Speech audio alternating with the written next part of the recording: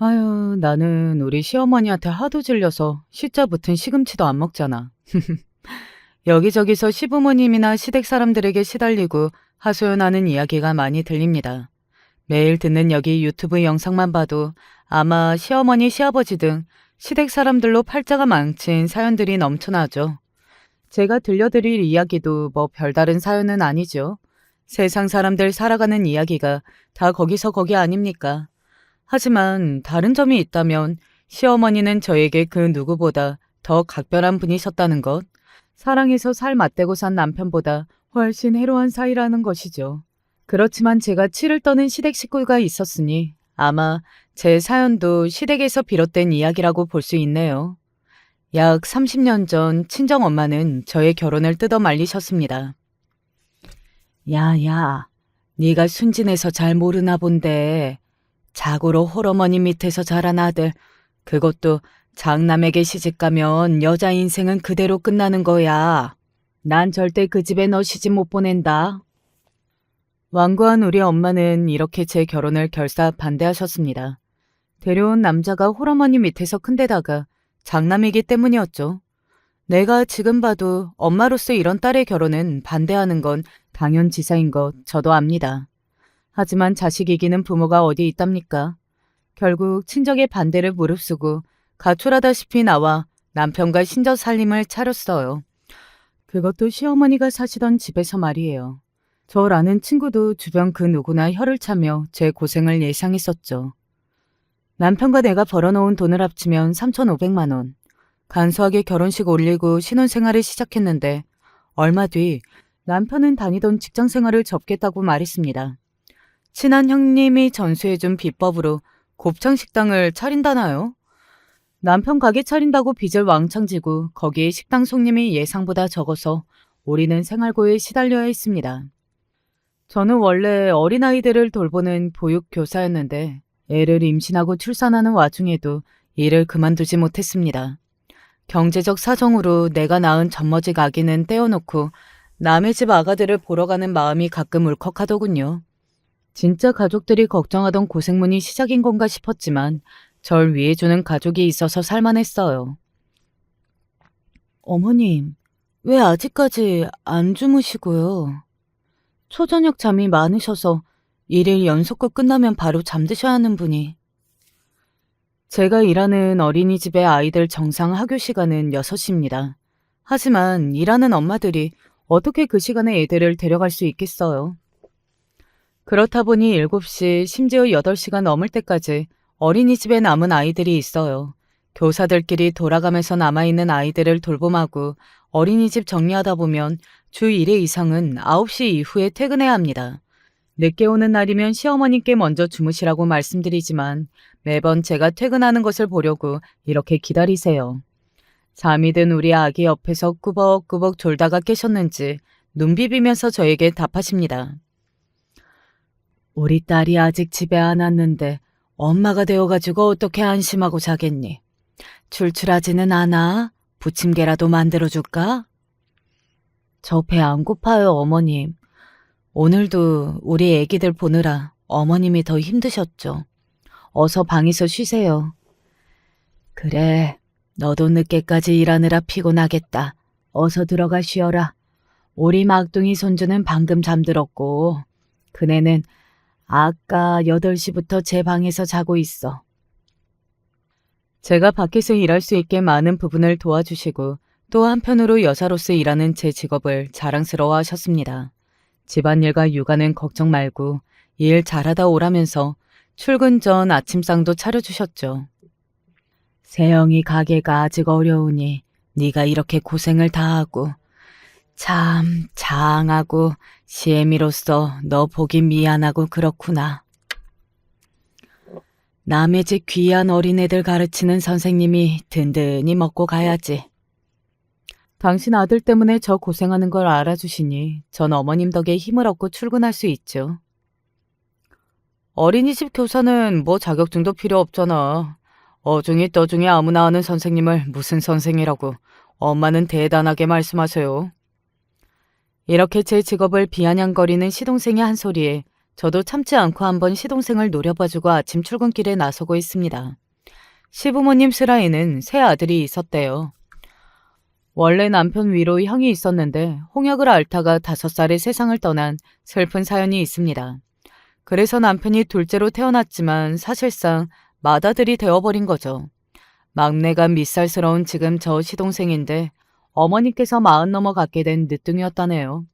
그리고 시아버님은 귀갓길 원인 모를 심장마비로 한참도 전에 돌아가셨고요. 저 당시 시동생은 취업을 준비하고 있을 때였는데 집에서 노는 놈이 일하러 가는 형수한테 꼭 저리 기분 잡치는 소리를 보태곤 했어요. 이름도 잘 모르겠는 수도권 대학을 졸업하고선 꼴의 대기업 간다면서요. 현대, 삼성 뭐 이런 대기업 아니면 자기는 거들떠도 안 보겠다네요. 그런데 말만 취업 준비생이지 제가 볼 때는 빈둥빈둥 반백수나 다름없었어요. 엄마, 대기업 취업이 뭐 쉬운 줄 아세요? 면접 스터디도 준비해야 하고 영어 면접 대비 영어 학원도 가야 합니다. 이런 면목으로 매달 받는 용돈의 학원비까지 시어머님한테 돈이나 타 쓰고 살았죠. 우리 시어머님 경제 사정이야 뭐 그냥저냥 어머님 한 분 노후 준비 겨우 되어 있는 평범한 집이었거든요. 가끔 공공기관에서 노인 일자리가 있으면 출근하라는 연락을 받으면 일 다녀오시면서 어머님 본인 슬슬 용돈벌이 정도 하시고요. 시아버지 돌아가시고 하시던 가게를 어머님 혼자 꾸려가시면서 악착같이 돈 벌어서 그래도 이만큼 살게 되셨대요. 허리와 무릎이 거의 아작나서 이제는 힘든 일은 하지 못하시고요. 그렇게 어머니가 힘들여 대학까지 보내주셨으면 그 이후 자기 용돈이나 책값은 스스로 벌어야 하는 거 아닌가요? 하지만 20대 중반이 된 시동생은 저렇게 어머니 원조나 받으며 살고 있었습니다. 서방님이 무시하시는 어린이집 보육교사에서 어머님 용돈 드리면 그 돈이 결국 서방님 용돈으로 가겠죠. 뭐 안 그래요? 그러니까 제가 하는 일 존중해 주시고 하루빨리 좋은 대기업에 취직하셔서 어머님 용돈 좀 드려보세요. 네? 저도 고분고분하지만은 않고 할 말은 하고 사는 성격이에요. 이렇게 맞는 말로 확 받아치면 시동생은 지도 할 말이 없으니 인상 구기고 짜증내면서 담배나 피우러 나갑니다. 여보, 준성이 가뜩이나 취업 스트레스 많이 받고 있을 거야. 당신이 누나처럼 불쌍하다 귀엽다 여기고 따뜻하게 대해줘. 나랑 나이도 동갑인데 무슨 누나요. 그러고야 싶지만 저렇게 얄밉게 먼저 나오니까 나도 좋은 말이 안 나간다고 뭐. 그래, 새아가 말 틀린 것 없다. 둘째가 어서 정신을 좀 차려야 할 텐데. 아무래도 내가 자식을 잘못 키웠나 보다. 이렇게 어머님은 제 편을 들어주시고는 하지만 서방님 절이 된 꼴을 어머님 탓으로 돌리시니 도리어 제가 죄송스러워지죠. 죄송해요, 어머님. 제가 욱하는 성격 못 참고 아침부터 서방님이랑 한판하고 말았네요. 그래도 명색이 형수인데 다음에는 넓은 마음으로 부드럽게 타이르듯 서방님께 말할게요. 그럼 우리 어머님은 그럼 우리 며느리 잘할 거야. 잘하고 말고. 이렇게 저를 우쭈쭈 해주시니까 미운 시동생도 마냥 구박할 수만은 없었어요. 나보다 한창 동생이고 어머님도 가만히 계시는데 제가 뭐라고 훈육할 수는 없는 노릇이잖아요. 우리 시어머님이 얼마나 자유로운 분이시면 주변 이웃분들은 모두 하나같이 침이 마르도록 어머니 인품을 칭찬하셨어요. 작고 크게 어머님 도움받은 분들도 많아서 어머님 생신 때나 명절 때 찾아오는 손님들도 적지 않으시고요. 우리 어머님의 별명은 꽃밭 이쁜 집 할머니로 동네에서 꽤 유명하시답니다. 파지 주우러 다니시는 어르신, 동네 꼬마애들, 심지어 처음 보는 사람들이라고도 해도 도움이 필요한 사람이면 누구든 그 사람이 필요한 것을 어머님은 선뜻 내놓으시니까요. 어르신, 어떻게 오늘은 박스랑 종이가 좀 모입니까? 아침부터 이렇게 쌀쌀하니 여기 와서 대추차 한 잔 드시고 가세요. 그래서 우리 집 대문은 늘 활짝 열려 있어요. 당장 및 커다란 감나무 앞에 화려한 색을 뽐내는 맨드라미꽃, 여름이면 손톱을 물들어주는 봉선화꽃이 줄을 지어 서 있죠. 다른 계절에는 푸릇한 초록가지로 자리하지만 가을만 되면 형형색색의 빛을 자아내는 국화의 모습은 또 일품입니다. 잘 가꾸어진 화단 곁 대문 앞쪽에 노란 의자와 원목 테이블을 갖다 놓으시고 어머님은 거기 앉아 계셔요. 그러다가 지나가는 분을 불러서 이렇게 차도 내어주시고 대화도 하면서 마당에서 가장 많은 시간을 보내신답니다. 우리 집 화단은 어머님이 틈틈이 물 주고 관심과 사랑으로 가꾸신 덕에 그 자태가 어찌나 아름다운지 사람들의 시선을 잡아 끌고는 하죠. 하루는 동네 꼬마애가 화단의 꽃이 예쁘다며 집 마당으로 성큼성큼 들어와서 꺾고 있는 게 아니겠어요? 그 광경을 본 저는 꼬마애를 야단쳤습니다. 예, 거기 있는 꽃들은 여기 할머니가 자식처럼 아끼는 귀한 것들인데 주인 허락도 없이 마음대로 꺾어가면 안 돼. 제 옆에 계신 시어머님은 아유 혼내지 말라며 저를 말리고 꼬마의 손에 담긴 꽃을 가져가셔서 한 송이마다 리본을 달아주셨어요.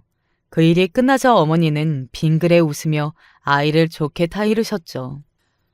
우리 아가 눈에 이 꽃이 그리 예뻐 보였다니 기운 할머니가 다 흐뭇하구나.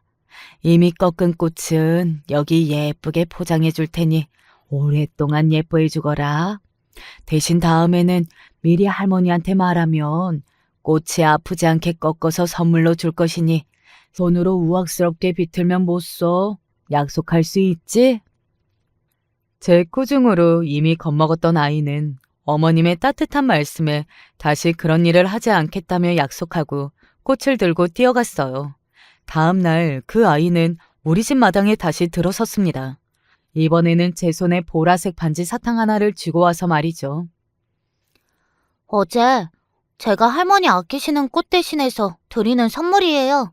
제가 가장 좋아하는 보석 캔디니까 한번 먹어보세요. 어제 꺾은 꽃이랑 똑같은 보라색으로 골랐어요. 이렇게 말하던 아이는 수줍은 듯 반지 사탕을 어머니께 드리고는 전날처럼 뛰어가 나갔습니다. 어려도 은혜도 갚을 줄 아는 좋은 아이네요. 어머님, 반지 선물 받으셔서 기분 좋으시겠어요? 그럼 다이아몬드 반지가 다 뭐냐? 난 이게 더 좋다. 그런데 이거 장난감 반지 아니야? 진짜 먹는 거 맞냐? 사탕 봉투를 까고 어머님 넷째 손가락에 반지 사탕을 끼워드리면서 어떻게 드시는지 가르쳐 드렸죠. 어머님은 달다면서 그 사탕을 아이처럼 행복한 얼굴로 날름날름 핥아 드셨습니다. 아가, 내가 이렇게 꽃이며 화단이며 공들여 키우게 된 계기를 아니? 그저 외로워서였다. 가족이라고 남은 건 아들들 뿐인데 하나씩 군대에 가고 어른이 되니 그 적적함은 이루 말할 수 없더라. 그런데 내가 꽃을 키우고 화단을 만드니까 지나가는 사람이 예쁘다며 말도 걸어주고 저렇게 어린 친구들도 스스로 내 집에 찾아왔지. 이 꽃들은 나 혼자 즐기자고 키우는 것이 아니라 만인이 즐겨주기를 바라는 마음에서 있는 거야. 필요한 사람들이라면 기꺼이 모두 내어줄 수 있단다. 어머님 말씀에 어제 꼬마를 무작정 혼내려 했던 옹졸한 나 자신이 부끄러워졌습니다. 마음씨 곱고 현명하게까지 하신 우리 시어머님.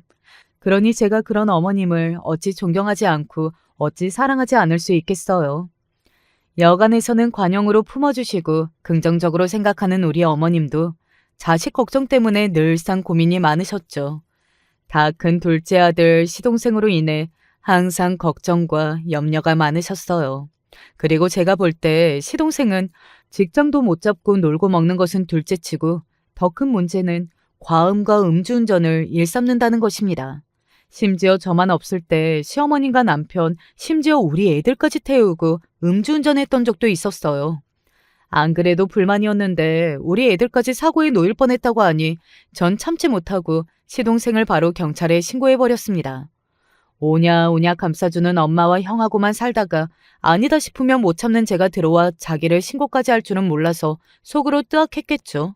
그나마 제가 난리 피워서 식구들과 함께 있을 때는 자제하지만 아마 혼자 있을 때는 계속 음주운전을 하는 것 같아 걱정입니다. 그렇게 시댁 가족들과 살면서 아들 하나, 딸 하나 키우며 일하느라 바쁘게 살아왔어요. 아이들이 커가는 시간만큼 부모님은 나이가 들고 건강이 나빠지셨습니다. 친정엄마가 자궁암에 걸렸다는 의사의 설명을 듣고 나오면서 저는 먹먹한 마음을 감출 수 없었습니다. 2년 전 친정아빠를 하늘나라로 보내드리고 이제 엄마마저 가버리시면 나는 어쩌면 좋단 말인가요. 사실 날이 몇 개월 안 남았다는 선고를 들으니 그 슬픈 마음을 참기 어려웠습니다. 멀쩡한 얼굴로 엄마를 봐야 하니까 겨우겨우 울음을 삼키고 엄마가 계신 병실로 가고 있는데 저기 복도급 병실에서 나오는 익숙한 실루엣의 여성분, 우리 시어머님이 우리 엄마 병실에서 나오신 거였어요. 편한 일바지 차림의 어머님 손에는 환자용 간이 소병통이 들려 있었습니다. 의외의 상황에서 맞닥뜨린 어머님을 보자 저도 모르게 왈칵 눈물이 쏟아졌습니다. 어머님이 지금 우리 엄마 간병해 주시는 거예요? 왜 이렇게까지 하시는 거예요? 복도 병실에 서서 엉엉 우는 저를 감싸 안으시고 어머님은 함께 울어주셨어요. 그래. 아픈 엄마 보는 딸의 마음이 어떻겠니? 많이 울거라. 참으면 한으로 남는다. 내가 여기 온 건 과부 신세는 과부가 안다고. 너희 엄마 혼자 돼서 병원에 있는 지금의 처지가 어느 때보다 외롭고 쓸쓸할 거야. 너처럼 심성고운 딸이 있다지만 몸 구석구석 불편한 일을 어찌 딸이라고 쉽게 얘기할 수 있겠냐. 그래서 우리 엄마 소변까지 갈아주시는 거예요? 안 되세요. 어머님이 그런 일 하시는 걸 그이나 서방님이라도 알면 얼마나 속상하겠어요. 나는 너희 엄마와 친구같이 지낸 사이니까 내가 해주는 게 편할 거다. 겨우 같이 이야기 나누고 불편한 부분만 간단히 도와주는 거야. 우리 며느리를 길러준 고마운 친구를 위해 해줄 거라고는 이것밖에 없구나. 그러니 하게 해다오. 강남 아파트 사주시는 시댁 자랑하는 분들이 있는데요. 전 다 필요 없습니다. 세상 천지에 이런 시어머님이 어디 있겠어요. 바쁜 자식들이 가끔이나 와서 병원에 있는 엄마 들여다보고 상주하는 간병인도 해주는 것이 한계가 있겠죠. 딸인 저조차 헤아리지 못한 그런 내밀한 부분까지 시어머니는 모두 꿰뚫고 계셨던 겁니다. 그래서 저에게 말씀도 안 하시고 엄마 계신 병원에 매일 오셔서 이 같은 일을 하셨죠.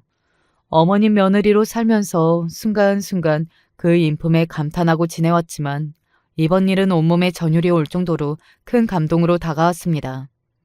저도 어머님이 힘드실 때, 가장 외로우실 때 딸보다 더 딸처럼 어머님 곁에서 손과 발이 되어드릴 거예요. 그날 그렇게 다짐했습니다. 그 약속은 제 진심이었어요. 넉 달을 앓다가 가신 엄마 장례를 치르고 돌아와서 시어머님은 파 송송에 얹은 곰탕 한 그릇을 먹으라 주셨습니다.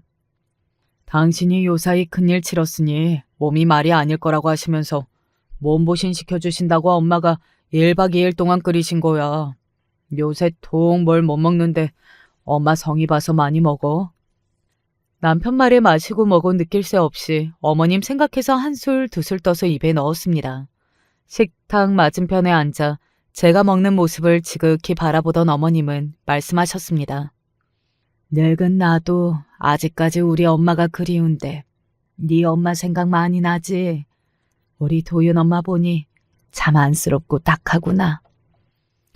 상실감으로 가득 찬 제 마음을 어루만져주는 어머님의 따뜻한 한마디면 다 되었습니다. 그 덕택에 부모님 모두 여의고난 마음을 오래 아프지 않고 금세 일상에 돌아갈 수 있었죠. 몇 년의 시간이 더 흐르고 제가 어머님께 자그마한 보은이나마 할 기회가 왔습니다. 젊은 시절부터 혼자 자식들 키우느라 시어머니의 고생 어찌 다 말할 수 있겠어요. 여간에서 아프다 병원 가자 소리 일절 없으시던 양반이 어느 날 자기를 데리고 병원에 데려가 달라고 하셨습니다. 걱정부터 앞서야 할 자식 입장에서 뚱딴지 같은 소리부터 꺼내는 시동생. 형수님은 돈이 남아 돌아요. 뭐하러 바로 그렇게 큰 병원에 가서 돈 낭비를 한다고 그러세요. 요즘 동네 개인 의원도 명이 많습니다. 종합병원에 가면 검사비만 해도 100단위로 깨지고 하는데 참 뭘 모르시네. 함께 산 지 오래되니 저 뻔한 속을 제가 모를 리 없죠. 아, 자기는 병원비 많이 나와서 자기한테 보태라고 할까봐 몸 사리는 거구나. 누가 뭐래도 자기 친모이고 자기를 이만큼이나 키워주신 은인이신데 어쩌면 아들이 자기 엄마 병 소식에 어찌 돈부터 신경 쓰는지 밥맛인 인간입니다. 병원을 모시고 가 검사 기다리는 와중에도 평소 어머님답지 않게 많이 긴장하셨어요. 아마 본인의 몸이 많이 망가지셨다는 것을 어렴풋이 아셨던 것 같아요. 아니나 다를까 시어머니는 간암 2기라는 진단을 받고 말았어요. 자기 변명을 듣자 손을 꼭 쥐고 정신줄 놓지 않으려고 애쓰는 어머님을 지켜보며 언제 이렇게 쇠약해지셨나? 너무너무 가슴 아프고 눈물이 났습니다. 집에 모셔다 드리고 나오면서 어머님은 제게 돈 20만 원을 쥐어주셨어요. 병원 가느라 직장이 늦어 어쩌니. 바쁠 텐데 와줘서 고맙다. 가면서 맛있는 거 사 먹어라. 당신 몸이 그렇다는데도 절 생각하시는 그 마음에 고맙고 죄송해서 눈물이 다 납디다. 이러한 심각한 상황을 남편과 시동생에게 알렸습니다. 제가 다 알아서 해요. 친정엄마 돌아가실 때 더 좋은 의사 찾아서 수술받게 해드리지 못한 것이 한으로 남더군요. 우리 어머님은 절대 그렇게 안 보내드려요. 최고로 좋은 병원에 최고 실력 있는 의사한테 치료받고 아주 싹 낫게 해드릴 테니까 병원비 보태줄 거 아니면 서방님도 괜히 어머님 앞에서 치료비 같은 이야기 꺼내지도 마세요.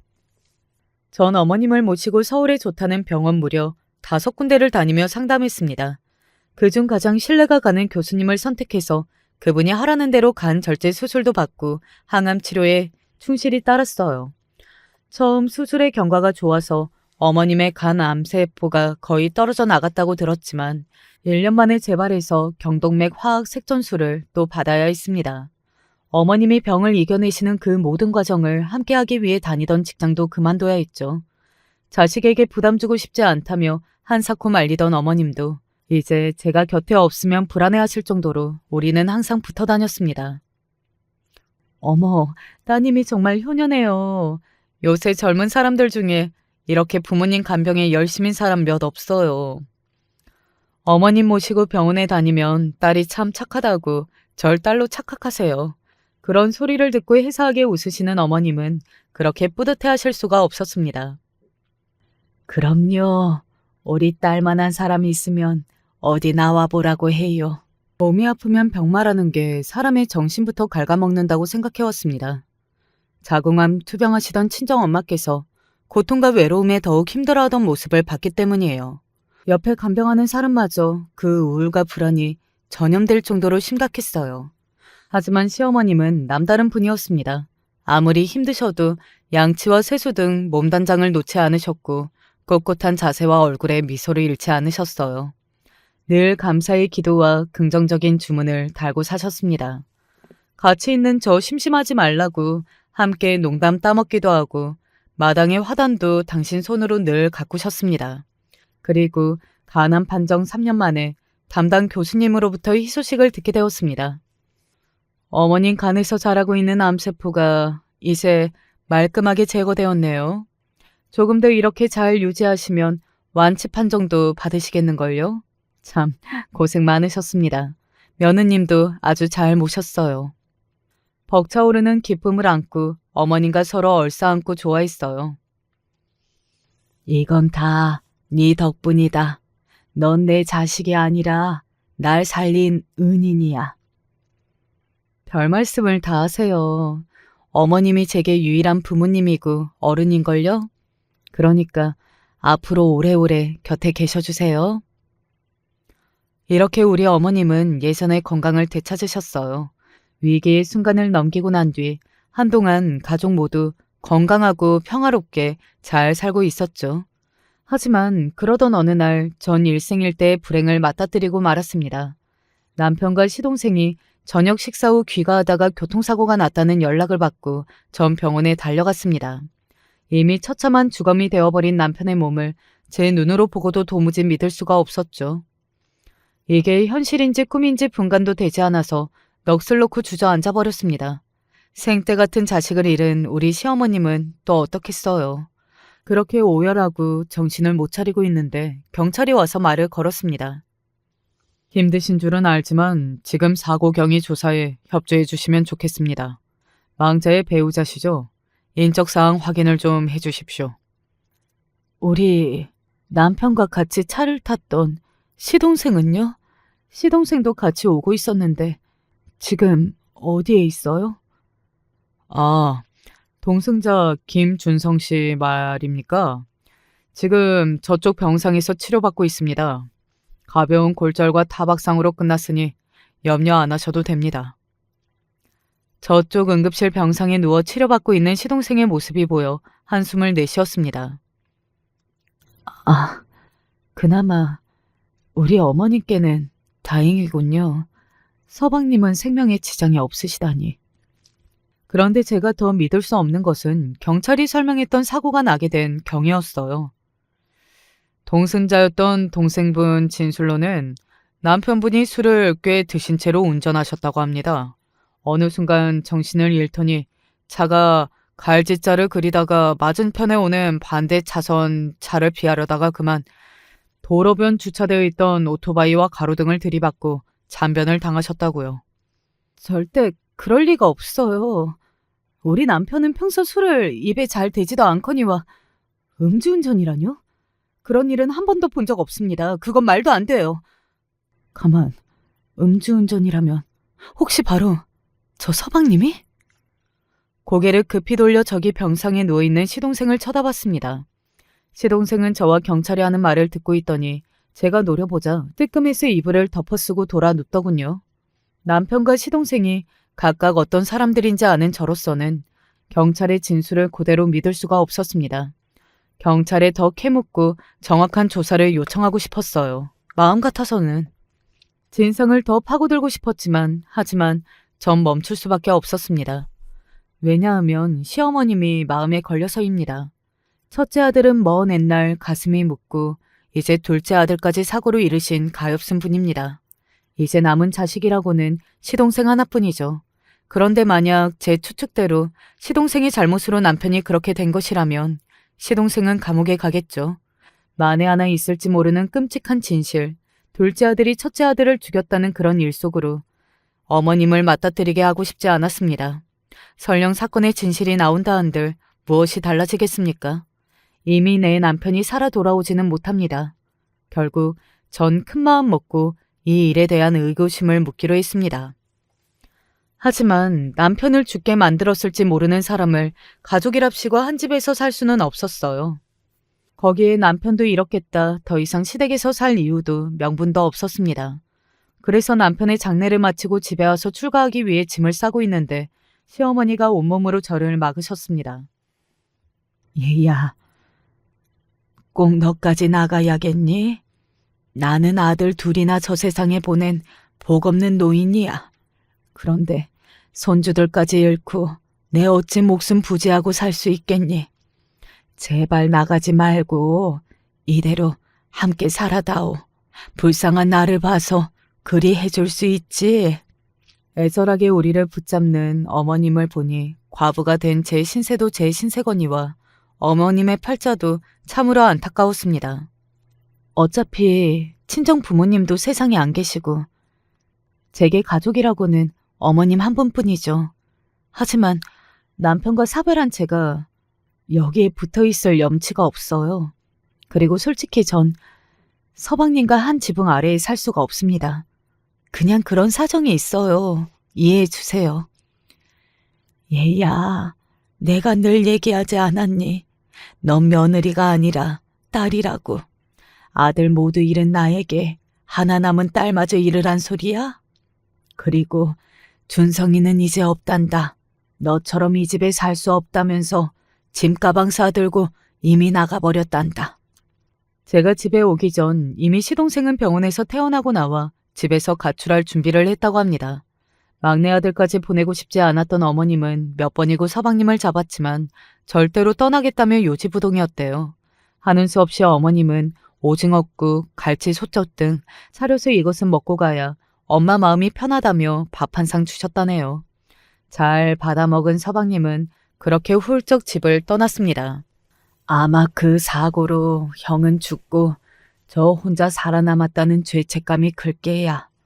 과부가 되어버린 너나 아빠 잃은 조카들 그리고 나까지 볼 면목이 없겠지. 그래서 그저 가게 두었다. 저러다가 언젠간 돌아오겠지. 이렇게 어머님은 애달픈 표정으로 말씀하셨고 그 말씀을 들은 전 차마 떠나지 못했습니다. 이러한 사정으로 남편과 사별한 뒤에도 시어머님을 모시고 한 집에서 살아왔습니다. 그게 바로 엊그제 일 같은데 세월이 어찌나 빠른지 39에 저일 겪고 이제 제 나이도 50이 넘고 어머님은 90의 연세에 접어드셨어요. 아빠를 잃었을 때 초등학생이던 두 아이는 성인이 되어 취직까지 모두 했고요. 그때는 저도 어머님과 같은 마음으로 시동생이 돌아오겠거니 했습니다. 그런데요, 서방님의 방은 그대로였지만 끝끝내 그 방의 주인은 돌아오지 않았습니다. 어머님이 이승에서 떠나시는 날까지 말이죠. 생각해보면 시동생, 그의 인생도 참 순탄치 않았습니다. 그 옛날 남편 따라 차린 곱창집 분점은 2년 만에 망해버렸어요. 시동생 가게 때문에 남편 가게까지 와서 손님들이 항의하고 욕을 들어먹어야 했고요. 게다가 어머님이 주신 돈과 남편이 빌려준 1억이 넘는 큰돈도 끝내 돌려받지 못했어요. 그런데도 시동생은 늘 당당하고 뻔뻔하기만 했습니다. 도무지 미안한 기색이라고는 찾아볼 수 없었어요. 이후 무슨 투자회사에 들어간다고 하고 2달도 못 채우고 해고되어 또 백수생활. 그가 집 나가 소식이 끊긴 지 여러 해 지난 어느 날 갑자기 집에 종신보험, 상해보험 등 무려 10개가 넘는 보험 청약서가 등기로 왔어요. 보낸 발신인의 이름은 과장 김준성. 바로 시동생이 보낸 것이었습니다. 아마 보험 영업하는 직장을 잡고 다니고 있으니 실적 때문에 우리 보고 보험 들라는 거구나 했습니다. 당연히 어머님과 저는 그것을 작성해서 보험회사로 보냈고 한 달에 70만 원 넘는 보험료를 내야 했죠. 하지만 그곳에서 몇 달 못 버텼는지 자기 때문에 들었던 보험은 이제 해지해도 된다는 문자 한 통 남기고 또 소식이 끊겼습니다. 이렇게 일생 동안 어디 한 곳 정착하지 못하고 제 밥벌이도 못하던 사람이었죠. 시동생이란 사람은 말입니다. 그리고 초봄의 어느 날 어머님은 주무시는 모습 그대로 평안하게 세상을 떠나셨습니다. 향년 92세의 나이로요. 어쩐지 가시기 얼마 전부터 남편과 시아버님 묘소에도 남양주 시아버지 산소에도 한 번씩 다 가고 싶어 하셨어요. 우리 막내는 밥은 잘 먹고 다니는지 꼭 얼굴 좀 보고 싶은데. 이렇게 매 순간 막내 아들을 그리워하셔서 제가 대신 시동생에게 전화도 하고 문자도 드렸어요. 어머니께서 많이 찾으신다고요. 그렇지만 세상에 없는 사람인 듯 그의 전화도 문자도 되돌아오는 법이 없었죠. 결국 어머님은 하나 남은 아들의 얼굴도 못 보고 눈을 감으셨습니다.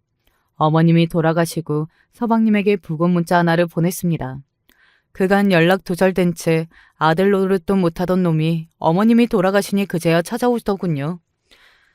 장례식장 어머님 영정사진을 보며 전 지나간 세월을 그리며 하염없이 울고 있었습니다. 친정 가족보다 우린 더 오래 함께 살았잖아요. 그 누구보다 저에게 의지가 되어주시던 버팀목이셨는데 어머님이 이렇게 가시면 남은 전 어떻게 살아요? 쇼하고 있네. 특유의 건들거리는 말투가 들려 파묻고 있던 고개를 들었습니다. 시동생이 어머님 장례식 2일째에 돼서 나타난 것입니다. 눈물을 훔치고 자리에서 일어나 그가 어머니께 마지막으로 절하는 모습을 지켜보았습니다. 어머님이 이상하시다고 서방님 많이 찾으시니 나타나서 얼굴 좀 베어드려라. 그렇게 연락을 드렸는데 이제야 오셨군요. 이제 어머님도 안 계신 마당에 말이에요. 형수가 뭔데 까놓고 나랑 우리 엄마랑 당신은 남이에요. 뭔 상관이래? 형이 죽고 났는데도 뭐 때문에 아직까지 엄마 옆에 딱 붙어있던 걸까? 나는 알지. 유산 때문에 아니야? 근데 이걸 어쩌나. 유산 상속은 유일한 자식인 내가 다 가져갈 텐데 당신은 아무것도 아니야. 난 유산 따위 바라고 어머님 모신 거 아니에요. 이제 서방님이 상주해요. 어서 상복 갈아입고 손님들 맞이하세요. 나도 우리 엄마 보러 바로 오고는 싶었지만 그런데 사채업자가 날 찾으러 혈안이 된 마당에 잡히면 나 죽사발대라고? 여기도 겨우겨우 온 거야. 당신한테 할 말이 있어서. 그래, 할 말이 뭔데요? 긴 말은 됐고 고생은 하셨는데 엄마 남긴 재산은 탐내지 마세요. 형수가 우리 엄마랑 피가 섞이길 했어. 엄마랑 같이 살아준 걸로다가 괜히 유산 어쩌고 나오면 내가 가만 안 둬요. 지가 빚쟁이라도 되는 양 나에게 윽박 지르는 것입니다. 울어서 퉁퉁 붓고 벌개진 눈으로 시동생에게 날선 비난을 쏟아냈습니다. 어머님이 가시는 길까지 도리를 외면한 그에 대한 원망이 극에 달했으니까요. 지금 어머님 상중이세요. 그런데 고작 나타나서 한단 말이 유산 얘기야? 해도 너무하네. 형 죽고 나서 그 뒤로도 쭉 나 혼자 어머님 모시고 살았어요. 그런데 평생 어머님 피 빨아먹던 모기 같은 놈이 이제 와 아들 행세를 하겠다. 하지만 시동생은 내 말에 눈 하나 깜짝 안 했죠. 시어머님 유산은 자기가 모두 차지하겠다는 말만 남기고 사라졌습니다. 불쌍한 우리 어머님. 이승에 남은 아들 하나는 장제에 모셔다 드리는 마지막 길에까지 모습을 드러내지 않았습니다. 자식 농사가 허망해도 이렇게 허망할 수가 있을까요? 하나님도 무심하시지. 우리 어머님만큼 선한 분이 또 어딨다고 이렇게 쓸쓸한 마지막 인생길을 보여주시는 건지요. 어머님 장례를 마치고 집에 돌아와서 어머님 유품을 정리하며 울음을 참고 있었어요. 그런데 애들이 제 곁으로 와 앉았습니다. 엄마, 삼촌이 했던 말 우리도 들었어요. 정말 삼촌 뜻대로 그렇게 두실 거예요? 할머니 재산이 탐나서가 아니라 난 나쁜 삼촌에게 할머니 집이랑 재산 다 가는 거 아니라고 봐요. 이 집은 할머니 집이기도 하지만 엄마의 집이기도 하잖아. 장례식장에서 시동생이 나를 겁박할 때 우리 애들도 다 보고 들었기 때문에 걱정이 된 모양입니다. 시동생은 어머님 명의로 되어 있는 이 집도 팔 거니까 우리 보고 당장 짐 싸서 나가라고 했거든요. 충분히 할머니의 죽음을 애도하고 나서 엄마도 너희 삼촌을 어떻게 해볼지 생각할게. 지금은 너희 할머니 보낸 마음에 아무것도 생각할 수가 없구나. 그런데 다음날 어디 부동산에서 나왔다는 사람들이 집에 방문한 거예요. 전 이 집을 팔겠다고 내놓지 않았는데요. 이 집 소유주의 아들이 집을 급히 팔아달라고 연락해 왔어요. 본인이 이 집 유일한 상속자라고 하던데요. 그 망할 놈의 시동생은 뭐가 그리 급한지 벌써 우리 집을 팔려고 나선 겁니다. 아니 아들 노릇 하나 안 하고서 유산부터 뽑아가려고 하냐고요. 저는 바로 시동생에게 전화를 걸었습니다. 서방님이 무슨 권리가 있다고 우리가 살던 집은 마음대로 팔겠다는 거예요? 권리? 내가 우리 엄마 유일한 자식이고 상속자인데 그럼 그 집도 내 거 맞지? 내 건 마음대로 팔겠다는 거요? 아, 지금 사채 빚이 급하구나. 그래서 똥 마려운 개 마냥 이 집을 내놓은 게야. 어머님 땅에 묻히신 지 며칠이나 됐다고? 그래, 나 빚 때문에 지금 급해. 그런데 형수가 뭐 보태준 거 있어? 아무튼 그 집은 되도록 빨리 팔 거야. 그러니까 하루빨리 이사 나가는 게 좋아. 나 지금 상황이 안 좋아서 이판사판이니까 더 건들지 말고. 얌통머리 없고 이기적인 놈이긴 해도 형수한테 저렇게 반말짓거리며 겁박하는 수준은 아니었는데 왕래가 끊긴 사이 시동생은 반깡패의 양아치가 되어버린 것입니다. 이제 제 속에 오래 참고 있던 욱하는 기질은 폭발하고 말았어요. 어머님 생각에서 시동생과 진창 싸움까지는 가지 않으려고 했지만 말로 해결이 안 될 놈이었던 거죠. 저요, 그 나쁜 자식한테 어머님 재산 한 푼도 안 줄 겁니다. 그렇게 되면 세상 이치상 말도 안 되는 거잖아요. 애들에게 연락해서 엄마는 삼촌과의 유산 분쟁에 나설 것이니 변호사를 알아보라 했습니다. 자기와 같은 대학 동문 변호사가 있다는 아들 소개로 변호사를 만나 이야기를 들었죠. 변호사님, 정말로 남은 아들인 서방님만 유산의 권리가 있는 것인가요? 원칙적으로 며느리는 상속받을 권리가 없습니다. 단호한 변호사의 말에 전 실망을 감추지 못했습니다. 하지만요, 어머님의 경우 대습 상속에 해당되기 때문에 남편분이 받으셨을 몫은 어머님과 자녀들에게 상속이 됩니다. 그러니까 시동생은 절반만 가져갈 수 있고요. 남편의 몫이 우리에게 돌아온다는 희망적인 소식에 기뻤지만 저는 서방님에게 가는 절반도 용납이 되지 않았습니다. 어떻게 들릴지는 모르지만요. 전 서방님에게 한 푼도 어머님 유산을 드릴 수 없어요. 저도 아드님 도윤이한테 미리 사정을 들어서 알고 있습니다. 어머님 심정 충분히 이해하고요. 하지만 현재로서는 말씀드린 대로 유산 상속이 배분될 것입니다. 자식으로서 봉양의 의무를 다하지 못한 시동생의 책임을 물어 비율을 조금 조정해 볼 수는 있겠죠. 자, 여기 이 탄원서 내용을 좀 보세요. 돌아가신 할머님이나 어머님 모두 얼마나 인덕을 쌓으셨는지 잘 알 수 있겠더군요. 변호사는 유산 분쟁 재판이 유리하도록 같은 동네 사람들의 탄원서를 받았다고 합니다. 그리고 우리 집 사정을 아시는 이웃들은 적극적으로 저를 응원하고 있다는 사실을 전해주었습니다. 그 집 둘째는 망나니 같은 놈이야. 엄마 재산 털어먹을 생각만 했지. 어디 아들 노릇 한 번 한 적이 있대? 내가 세영 엄마랑 친한 동생이요. 어디다 사인하면 돼? 아예 재판장으로 가서 증언도 해줄 수 있어. 돌아가신 할머니 성정이 워낙 좋으셔서 말은 안 해도 우리 동네 사람들 중에 준성이 자식 못되어 처먹은 거 모르는 사람 있나? 그런가 하면 그 집 맏며느리 같은 효부는 또 어딨대? 남편 죽고도 시어머니 모시고 산 여자는 조선시대 같으면 열려문도 세웠어야지 안 그런가?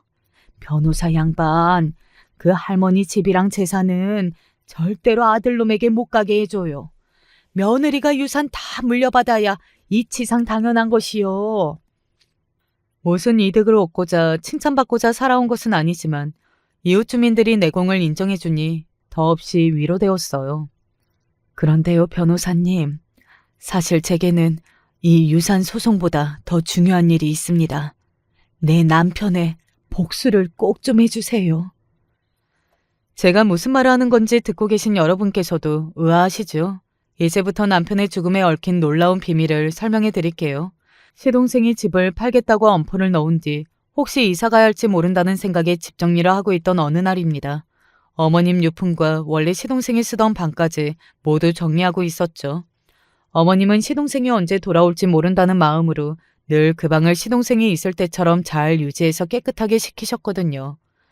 그런데 그 방 정리하다가 책상 서랍에서 이상한 물건을 발견했어요. 검정색 얇고 작은 물체, 그 표면에 2010 3월 8일 날짜가 적혀 있었습니다. 그날은 바로 내 남편이 사망한 날짜였습니다. 발견한 것을 아들에게 보여주며 무엇인지 물었고 한참 들여다보던 아들은 대답했어요. 이거 차에 있는 블랙박스에 사용하는 메모리 카드야. 듣는 순간 이 안에 들은 것은 반드시 확인해야 한다는 어떤 계시 같은 것을 받았어요. 아들에게 여기 있는 것을 좀 보자고 했고 노트북에 연결해서 어쩌고 하며 그 속에 동영상을 볼 수 있었습니다. 영상 속 시점은 14년 전 사고당하기 직전의 날짜와 시간이었습니다. 그때 남편이 누군가와 통화하는 소리가 들렸어요. 상원아. 나도 말려는 봤지만 준성이 이 자식이 막무가내로 운전대를 잡는 걸 어쩌냐. 일단 저 앞까지만 가서 내가 운전 교체할게. 걱정 말고 집에 들어가라. 전화 끊는다. 형, 나 멀쩡하다니까? 나 말술인 거 알잖아. 겨우 소주 한 병에 형이랑 상원 형이랑 왜 다들 호들갑이야? 야, 임마, 뭐가 됐든 음주운전 때문에 너 감옥까지 갈 뻔한 거 잊었냐? 나 이번에도 너 음주운전 하게 둔 거 알면 너희 형수한테 이혼당한다. 빨리 저 앞에 서. 형은 다 좋은데 그 공처가 기질. 그거 진짜 마음에 안 들어. 형수 같은 여자가 뭐 이쁘다고 하는 말 다 들어주고 난리야? 그런 말 마라. 볼 것 없는 나한테 시집와서 고생하지. 이쁜 자식 둘이나 낳아줬지. 무엇보다 우리 키우느라 힘드셨던 엄마한테 딸처럼 잘하고. 저런 여자가 세상 어디 있냐? 난 우리 마누라가 죽으라면 죽는 신용도 할 거야. 아이씨, 짜증나. 솔로인 동생은 서러워서 살게. 아니, 이거 왜 이래? 그리고 이어지는 남편과 시동생의 비명소리. 쿵쾅쾅쾅. 굉음 소리가 들려오며 영상은 그대로 끝이 났습니다. 아마도 사고가 난 순간이었을 것 같습니다. 블랙박스를 통해 그날 사고를 낸 당사자는 음주운전자 시동생이었고 그를 말리던 남편은 조수석에서 유명을 달리하고 만 것입니다. 사고를 내고 의식을 차린 시동생은 신고도 하기 전에 남편과 자리를 뒤바꾸고 경찰에게 거짓 진술을 한 것이었죠. 제 잘못으로 벌을 받기 싫어서 내 남편을 음주운전자로 만들었던 것입니다. 그래, 그럴 리가 없지. 내 남편이 음주운전할 사람이 아닌데 시동생 그놈이 남편을 저승으로 데려간 거였네. 죽은 형에게 제 잘못까지 덤태기 씌우고서. 진실을 알고 저는 목 놓아 오열했습니다. 그리고 변호사에게 사건의 전말을 들려주고 블랙박스 메모리 카드를 전해주었던 것이죠. 무슨 일이 있어도 이놈 죗값 치르게 해주세요. 변호사는 그날 상황을 알고 있던 목격자, 남편의 친구 상훈 씨를 만나서 목격자 진술을 받았다고 했습니다. 당시 시동생이 상훈 씨가 입 다물지 않으면 가족을 죽이겠다는 협박을 해서 진실을 알리지 못했다는 고백과 함께 저에게 깊은 사죄드린다는 말을 전해달라고 하더군요. 지금이라도 친구를 위해 얼마든지 법정의 증인으로 나서겠다고 하면서요. 그리고 또 하나 알게 된 사실 하나가 있습니다. 시어머님은 유언을, 그것도 공정증서에 의한 유언을 남기셨던 거예요. 어머님 생전에 작성하신 유언장을 들고 어떤 변호사가 찾아왔습니다. 그리고 유언장의 내용대로 유산 분배가 집행되기 시작했죠. 이 사실을 들은 시동생이 찾아와서 인정할 수 없다며 난동을 피웠습니다. 이건 뭔가 음모가 있어. 그렇지 않고서야 우리 엄마가 나한테 이럴 리가 없잖아. 당신들 변호사끼리 형수랑 짜고 치는 고스톱인 거 내가 모를 줄 알아? 어? 나도 능력 있는 변호사 수임해서 맞받아치면 될 거 아니야. 하지만 서방님에게 그럴 일과 할 시간은 없었습니다. 자신이 과거에 저지른 음주운전과 그로 인한 남편의 사망에 대한 책임을 져야 했으니까요. 얼마 뒤 그의 불구속 입건되어 경찰서로 연행되었습니다. 결국 어머님의 뜻대로 남기신 재산 거의 전부가 저에게 돌아오게 되었습니다. 현재 살고 있는 주택, 그리고 통장 저축 예금과 땅이었어요. 덕분에 생활비를 벌고자 쭉 해오던 보육교사 일을 놓을 수 있게 되었죠. 사치하지 않고 지금처럼 지낸다면 어머님의 유산만으로도 충분히 먹고 살 수 있으니까요. 어려운 결단 내려주신 어머님 배려에 감사할 뿐이에요. 며느리에게 모든 재산을 남기시는 일이 어머님에게도 쉬운 일은 아닐 텐데 말입니다. 생전 그저 하시는 말씀이 아니었던 것이죠. 너는 진짜 내 딸이다. 입버릇처럼 하신 말씀이 진심이었다는 걸 그때나 지금이나 믿고 있어요. 혼란스러운 일들이 정리되었지만 여전히 저는 어머님과 살던 단독주택에 살고 있습니다. 딸이 곧 결혼하겠다며 남자친구를 데려왔는데 요즘 집값이 비싸서 애들이 살 집이 없다며 고민하더군요. 그래서 결혼하게 되면 우리 집 2층에서 살라고 했습니다. 과거 어머니께서 우리 남편과 저에게 선뜻 내어주셨듯이 말이죠. 저는 지금 여행하며 이것저것 돌아다니고 있습니다. 우리 아이들이 예쁜 신혼집에서 출발하길 바라는 마음으로 그 집을 리모델링 공사에 들어갔거든요. 어차피 집을 비운 김에 해외로 한 달, 국내 여행으로 한 달 이렇게 다니고 있죠. 평생 여행이라고 모르고 살았는데 전 말년에 몰아쳐서 여행하는 팔자인가 봐요. 그 악독한 서방님은 지금 어떻게 지내고 있느냐고요?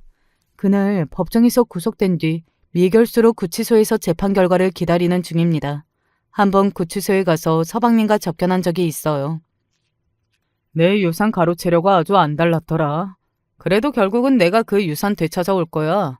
난 무죄 받을 거니까 아니 실형을 살더라도 나와서 형수를 제일 먼저 찾아가리다. 그리고 내 인생 조짐값 톡톡히 져야 할 거야. 그래요. 나에 대한 미움 크겠죠. 알겠으니 일단 이것 좀 보세요. 시어머니가 죽기 전 남기신 유언장을 또박또박 읽어주었습니다. 며느리는 내게 딸이기도 했지만 엄마처럼 절 살뜰히 보살핀 고마운 아이입니다. 맏아들이 죽고 나서 혼자 손주들 키우고 늙은 나를 돌보며 살아온 안쓰러운 내 며느리에게 나의 모든 재산을 남깁니다. 그리고 둘째 준성이에게는 충청도 서천군의 땅 3,000평을 주십시오. 팔아도 큰돈이 안 되는 15마지개의 논이지만은 그 땅을 바탕으로 착실한 농사꾼으로 거듭나길 바랍니다. 어미가 죽더라도 제발 정신 차려다오. 땀 흘리며 밥 벌어먹고 사는 사람이 되어 나중에 저승에서 만나자꾸나. 보고 싶다 막내야.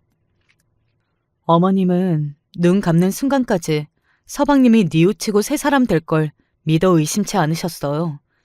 남은 판단은 서방님의 몫입니다.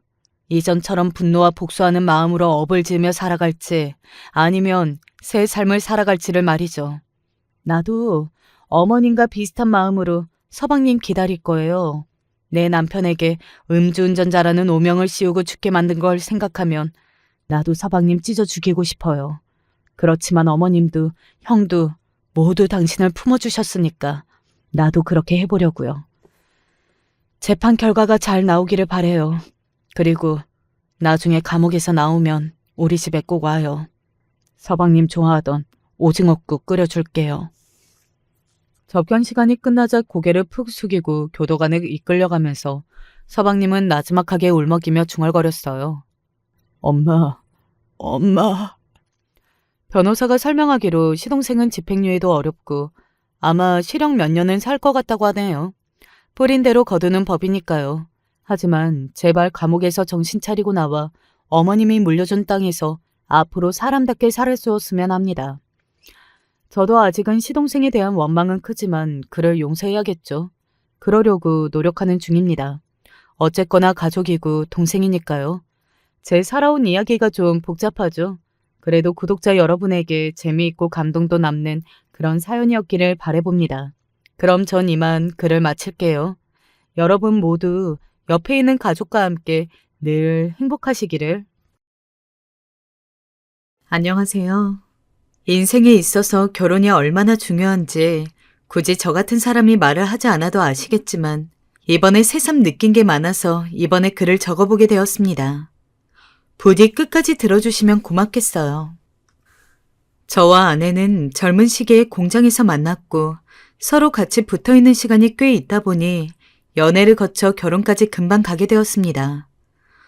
오래 만난 것은 아니었지만 아내의 느낌은 처음부터 연애하는 내내 계속 좋았기 때문에 꼭 이런 여자랑 결혼해서 일찍 자리를 잡고 싶다는 생각을 했어요.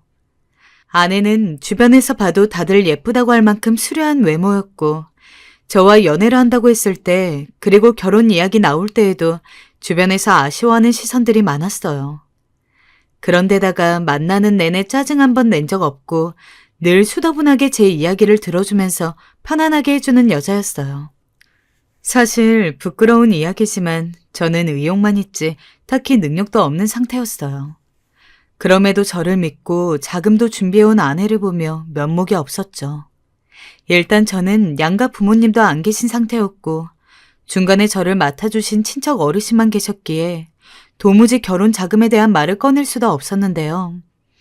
공장에서 들어가서 본 돈은 그다지 많지 않았고 고작해야 2천만 원이 좀 되는 돈이 있었어요. 아무리 시간이 오래전이라고 하지만 누가 봐도 한 남자가 집을 사고 꾸려나가기엔 부족한 돈이었어요. 아내는 본인의 여동생이 먼저 결혼을 하는 것을 보더니 이제는 결혼을 하고 싶다고 말을 해오더군요. 그러다 보니 저도 점점 마음이 조급해졌고 이러다 아내를 누군가에게 뺏기는 것이 아닐까 싶어서 결국 솔직하게 말했어요. 아내의 반응을 한편으로 두려워하면서요. 저기 수진아, 나는 지금 수중에 2천만 원이 전부야. 이걸로 식도 올리고 집도 사고 하면서 결혼을 무작정 진행하기가 어려워. 정말 미안해. 이 말을 꺼내놓고도 아내를 잡고 싶어서 불안했는데 되돌아온 아내의 말은 전혀 상상 밖이었습니다. 제 귀를 의심할 정도였는데요. 그래서 미루고 있는 것 같았어. 나랑 결혼하고 싶은 마음은 있는 거야? 당신만 나랑 결혼하겠다면 내가 모아둔 돈을 함께 보태볼 생각이야. 정말? 괜찮겠어? 얼떨떨하게 아내만 쳐다보고 있는 저에게 생각지도 못한 말을 계속해서 이어갔습니다. 학교 졸업하자마자 모아둔 돈이 있는데 1억이 조금 넘어. 이걸로 우리 시작해봐요. 이 짧은 한마디에 저는 눈앞에 별이 와장창 쏟아져 내리는 듯한 느낌이 들었어요. 꿈인지 생시인지 어디서 돈이 떨어졌으면 좋겠다고 생각했는데 그걸 제시하는 게 아내라니. 한편으로 너무 미안하면서도 미안함 때문에 아내를 눈앞에서 놓을 수는 없다는 생각이 들었어요. 그래서 민망하고 걱정스러우면서도 용기를 내어 말을 꺼냈습니다. 같이 살면서 내가 어떻게든 당신에게 갚아볼게. 나 꼭 당신과 결혼하고 싶어. 눈을 완전히 지그시 감고 애걸복걸하듯 말하는 저에게 아내는 말하더군요. 그런 말을 해주길 바랬어. 나는 당신만 있으면 돼. 갚지 않아도 되고 우리 둘이서 열심히 같이 잘 살아봐요. 마치 프로포즈를 제가 해야 하는데 아내에게 받는 듯한 느낌으로 바뀌어서 그렇게 저희의 결혼 이야기가 진행되었어요. 이후로 저희는 서로 모은 돈을 가지고 집들을 알아보면서 열심히 준비를 했고 그렇게 식도 올리고 함께 살게 되었어요. 아내는 여전히 다니던 공장으로 일을 하러 다니게 되었고 저는 이제 한 여자의 남편이 되었고 가장이 되었으니 좀 더 수입을 늘려야겠다는 생각뿐이었어요. 제가 갖고 있는 기술이 변변치 않아 따로 일을 배우러 다니면서 아르바이트도 하고 정식으로 출퇴근이 가능한 일들을 열심히 알아보았어요. 그러다 소개를 받고 조금씩 일을 늘려가던 중 작은 회사에 취직하게 되었어요. 당시에 아주 소박한 바람이 이뤄진 것이었지만 어째 결혼하고 나니 모든 게 다 원만하게 풀려간다는 느낌이 들었어요. 아내는 제 취직을 무척 기뻐해 주었고 본인보다 훨씬 적은 월급으로 제가 이런저런 자격증을 따라다니고 공부를 하는 시간 동안에도 아무런 말 없이 견뎌주었어요. 고마워, 여보. 항상 부족한 남편인데 늘 말없이 지지해줬어. 당신이 기다려줘서 얼마나 고마운지 몰라. 아내에겐 항상 고마운 마음뿐이었어요. 그래서 그런지 일을 하는 사이 더 탄력이 붙었고 그러면서 조금씩 직급이 올라가게 되었고요. 감사하게도 저를 스카우트해주는 다른 회사가 있어서 그쪽으로 넘어가서 더 눈을 넓히게 되었습니다. 그렇게 급여가 조금씩 늘어가고 아내와 저 모두 약간의 여유를 누리려던 중 매우 축복 같은 소식이었으나 한편으로는 살짝 부담이 되는 일이 일어나게 되었는데요. 당연히 경사이고 너무 좋은 일인데도 불구하고 우리는 마냥 기뻐할 수만은 없었어요. 힘들게 시작한 일에 이제 조금만 더 돈을 모아볼까 했는데 아내가 임신을 하게 된 거였죠. 여보, 괜찮을까? 나 임신했으니 직장 그만둬야 할 텐데. 그럼 우리 생활비는? 뭐가 걱정이야. 설마 우리 세 식구 밥벌이도 내가 못 해올까 봐? 당신은 걱정하지 말고 몸조리만 잘해. 고마워, 여보. 그렇게 말해줘서. 아내에게 자신있게 말하긴 했지만 한편으론 걱정이 앞섰어요. 아내가 오래도록 다녔던 직장을 그만둬야 했기 때문이에요. 허나 어쩔 수 없는 일이었죠. 그렇게 아내는 집에서 쉬면서 시간을 보냈고 저는 본격적으로 외벌이가 되면서 더 많은 수입을 올리기 위해서 바쁘게 지내야 했어요. 생각해보면 이때 아내한테 참 미안한 것이 쌍둥이를 품은 몸으로 제대로 움직이지도 못하고 힘든데 저는 저대로 돈을 벌어야 하니 출장이며 야근이며 너무 바빴어요. 그렇게 시시때때로 아내에게 전화를 걸어서 외롭지 않게 해주려고 했고 먹고 싶다는 것이 있다면 바로바로 사가곤 했지만 그럴 때에도 아내는 늘 자기는 괜찮다며 저를 안심시켜주려고 애썼죠. 참 제 아내이지만 천사 같은 사람이었습니다. 그렇게 우리 아기가 무사히 태어나게 되었고 저는 정말 천사같이 사랑스러운 남녀 쌍둥이를 만나게 되었습니다. 아이들이 생기자 책임감은 더 강해지더군요. 여보, 내가 우리 지은이 지민이 먹여 살리려면 앞으로 더 열심히 해야겠어. 조금만 두고 봐줘. 알겠어요. 당신 믿고 있으니까 너무 무리만 하지 마요. 아이들 때문이라도 직장에서 어떻게든 올라가기 위해서 바득바득 일을 갈며 공부를 하고 밤에는 대리운전을 했습니다. 아기들 크는 걸 볼 시간이 별로 없어서 그게 너무 아쉽기도 했지만 외벌이 300으로 살아가는 저에게 있어서 그건 사치였어요. 아직 집 대출도 많이 남아있고 아기들 분유값이나 이것저것 되는 것이 버거웠기 때문이에요.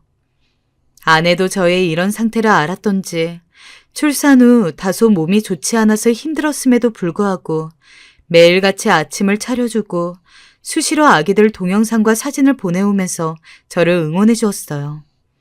몸은 천근만근 지쳤지만 이렇게 내가 이룬 가정이 계속해서 움직이고 있다는 것이 뿌듯한 마음도 있었어요. 그렇게 계속 이어졌으면 좋았겠지만 팽팽했던 고무줄이 늘어지듯 어디선가 한계점이 조금씩 느껴지는 것을 느끼게 되었습니다. 이때부터 어둠이 드리우기 시작했던 것 같아요. 아무래도 회사를 다니고 밤에는 대리운전을 하는 날이 쉬지 않고 이어지다 보니 점점 몸이 축나는 게 느껴지더군요.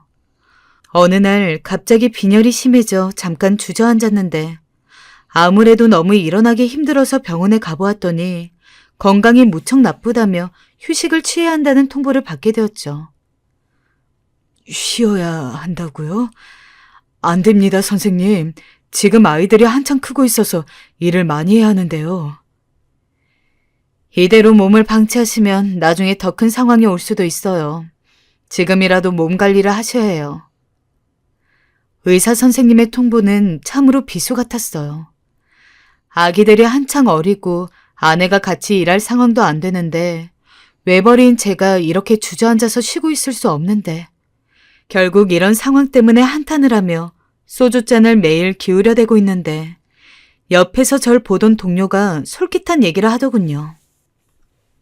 정민 씨 같은 경우는 이제 다른 일을 찾아야 되지 않을까? 애들 더 크면 돈도 더 많이 들 텐데 말이야. 월급쟁이들은 평생 남의 돈 벌어다 주지만 자기 사업을 하면 처음에는 힘들어도 나중에 경제적으로도 자유가 생기더라고. 시간도 생기니 애들 크는 것도 볼 수 있고 말이야. 물론 노력은 많이 해야 될 거야. 사업이요? 얼핏 보면 뜬구름 잡는 이야기 같으면서도 사실 저에게 있어 가장 현실적이고 필요한 조언이라고 생각되더군요. 배운 것 없이 대강 공장에서 기계적인 일만 하던 제가 아내를 만나고 책임감을 갖고 분발해서 그 회사까지 다니게 된 것은 가히 대단한 성장이기도 했어요. 적어도 제 자신에게 있어서는 어느 정도 그랬어요. 그래서 이왕 상황도 이렇게 되었겠다. 조금은 자신감을 갖고 뭔가를 시작해야겠다는 생각이 들었습니다. 저는 회사를 다니면서 주변에 상담도 구하고 이런 부분을 아내에게 털어놓았어요. 여보, 한창 바쁘게 일해야 될 때인 거 아는데 아무래도 월급쟁이로 사는 건 한계가 있는 것 같아. 우리 쌍둥이들 생각하면 회사를 나와 사업을 할까 하는데 당신 생각은 어때? 사업? 사업을 하게 되면 안정된 벌이가 빠질 텐데 괜찮을까? 나 그래서 많이 알아보고 있어. 인터넷 쇼핑몰 쪽으로 알아보고 있는데 자신 있어. 나 한 번만 믿어주면 안 될까? 그러다 잠시 후 아내는 아이들을 품에 안더니 조용히 허락해 주더라고요. 당신이 그렇게 하고 싶다면 해야지. 잘해봐. 나도 도울 수 있는 건 도울게. 아내는 그저 완전히 저의 모든 것을 지지해주겠다는 반응이었어요. 정말 몸둘 바를 모를 정도로 벅차오르더군요. 그러면서도 아내의 믿음에 보답하고자 반드시 성공시키고 말겠다는 생각이 들어 어쩌면 대리운전을 뛰던 때보다 훨씬 더 갈급하게 사업을 트기 위해서 움직였습니다. 한창 해외여행이 붐이고 옆 동네를 가든 누구나 계획을 하던 때라 이때 활용할 수 있는 사업 아이템을 둘러보게 되었고 그 틈새 시장에 합류해서 저도 어렵게 인터넷 쇼핑몰을 차리게 되었는데요. 홈페이지 관련해서 아는 것이 아무것도 없는 저를 전 직장 동료의 동생이 열심히 가르쳐 주었어요.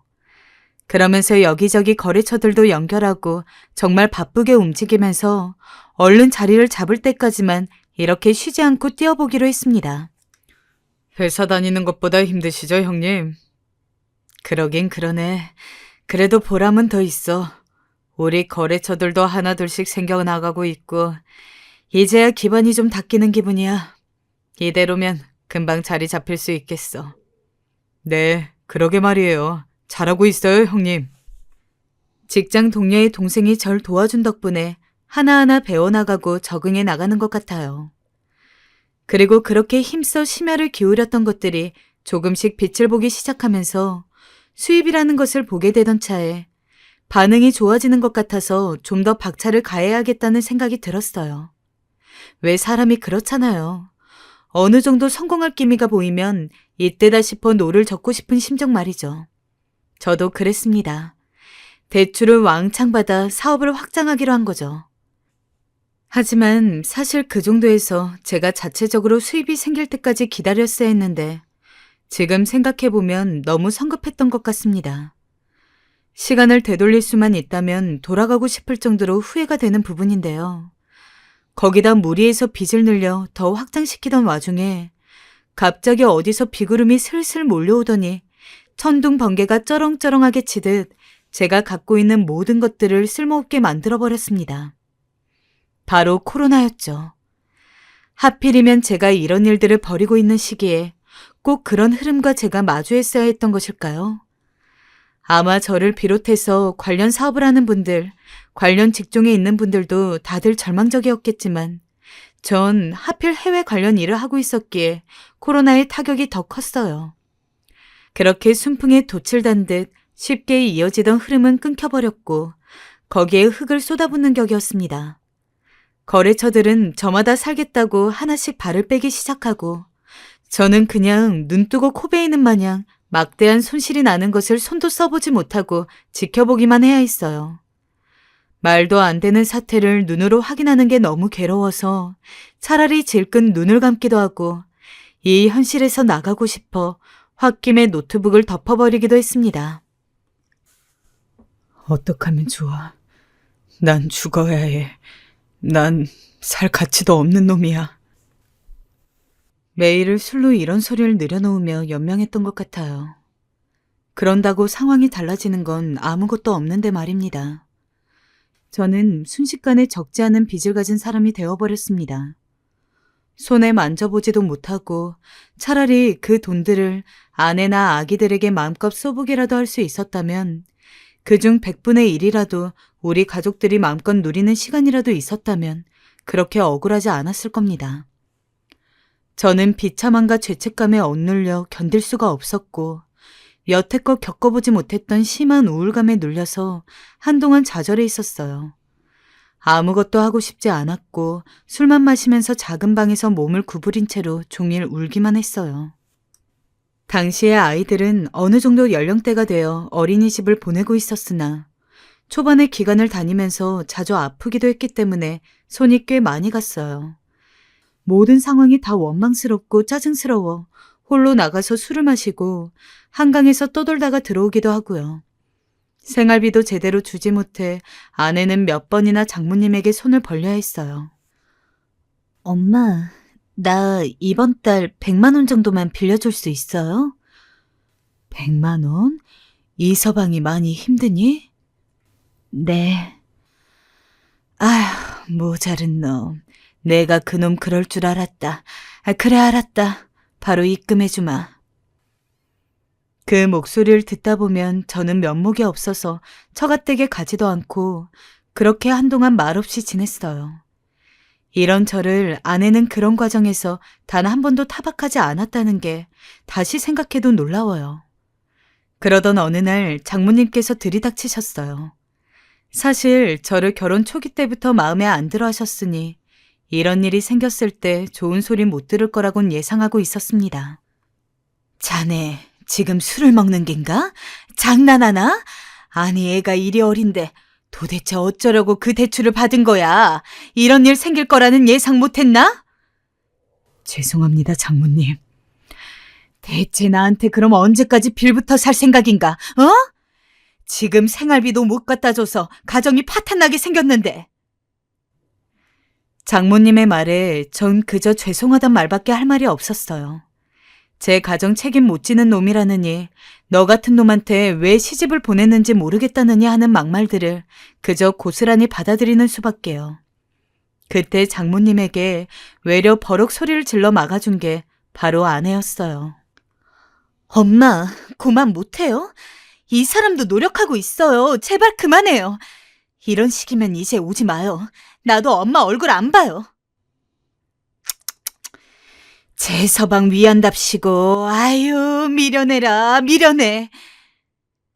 아내는 얼굴을 보지 않겠단 말까지 하며 장모님을 막아주었고 제게와 마음 다치지 말라고 오히려 위로해 주었습니다. 그리고 아내는 한 번은 원망할 법도 한데 매일 저에게 장문의 편지를 써주고 술을 마셔도 속은 상하면 안 된다며 매번 도시락을 정성껏 싸서 따뜻한 밥을 먹이려고 애썼죠. 여보, 밥은 따뜻하게 먹어야 되니까 이거 꼭 데워 먹어요. 알았죠? 여보, 콩나물국이니까 이걸로 든든하게 해장해요. 남김없이 다 먹어야 해요. 그런 아내가 있으니 어떻게 사람이 안 변할 수 있겠어요. 아무리 힘들어도 이런 아내가 나한테 있으니 정신을 차리긴 해야겠다는 생각이 계속 오가더군요. 그렇게 두어 달 가까이 방황을 하다가 결국 아내 품에 안겨 울면서 저는 다시 마음을 잡았어요. 내 앞으로 온 빚인데 내가 책임져야 하고 내가 이룬 가정인데 어쩔 수 없지 않겠나요? 나만 믿고 이 세상에 태어난 쌍둥이들, 그리고 제일 중요한 이유인 아내를 생각하면 이대로 음험한 바닷속으로 계속 빨려 들어갈 수는 없었어요. 그래서 다시 저는 될 수 있는 대로 할 수 있는 일들을 다시 찾아보기로 했어요.